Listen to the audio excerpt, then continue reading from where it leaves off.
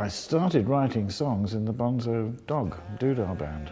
We started off by, just finding old 78s in flea markets, and if they had a silly title like "I'm going to bring a watermelon to my girl tonight," we'd take it home, risk the tuppence or threepence we spent on it and play it. And if it was funny, we'd learn it. And we carried on like this until we started playing clubs and things up in the north. We kind of got to know the Beatles through Mike McGear, as he called himself then, but Mike McCartney is Paul's brother. And Mike McGear was part of the scaffold, and the Bonzos kept bumping into the scaffold as we went around universities and things like that. And we got on really well together. We even did a gig together at the Liverpool Philharmonic.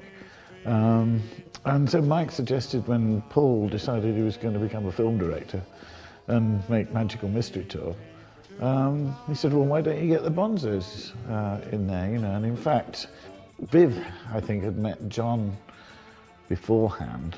In fact, John used to drop him off at 3 or 4 in the morning, in his horrible floral Rolls Royce. And they used to come and see us when we were at the Savile Theatre, which is Brian Epstein's. We sort of met up on the filming of the Magical Mystery Tour. We just did one day in Raymond's Review Bar with a stripper.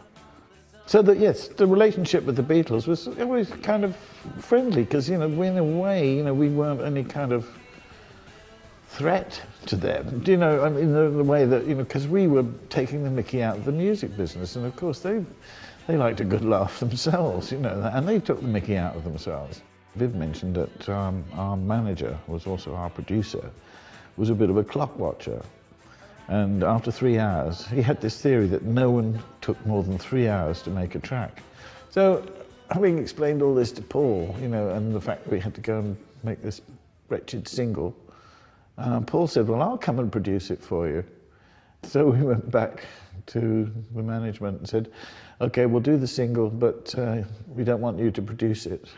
And he sort of fell right into it and said, well, and who do you think you're going to get then? He said, Paul McCartney. And it was magic, because we went to Chappell's studio in Bond Street, and Paul arrived and, said hello to everybody. And then and I thought, to wind up our manager-producer, he sat down at the piano and said, I've just written this. And he started playing Hey Jude. No one had heard it before. Probably the Beatles hadn't even heard it. He probably spent most of yesterday afternoon on it, And I was just wetting myself thinking, this dirge is going on and on and on, using up valuable studio time. He's winding up Jerry. But in fact, he's not. He just wanted to play it. And so anyway, we get on with it, and he made me sing it through every time, even though I wasn't recording, so I was singing it in. He had this idea of double tracking the drums, because Larry was going boom chink, boom chink. And so we'll have one like that, and then we'll have one going boom bat, boom boom bat. And before you knew where you were, the whole thing was sort of like jumping along. But in the end, there was a really good commercial sounding single, and Paul had done a fantastic job.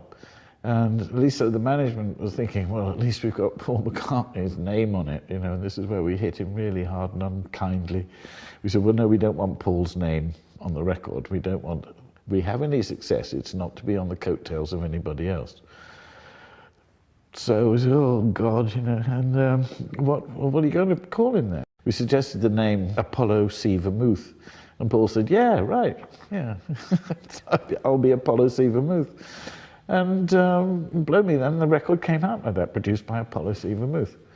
And when it got to about number 17 on its own, somebody leaked the news and it shot up to number 5.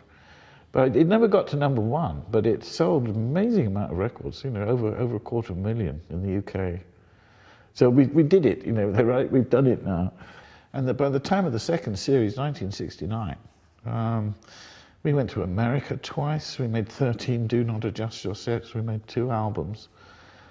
Went to the Isle of Wight Festival. Went to Germany. It was just a nightmare of a year. That's no wonder that I think in 1970 we decided to call it a day.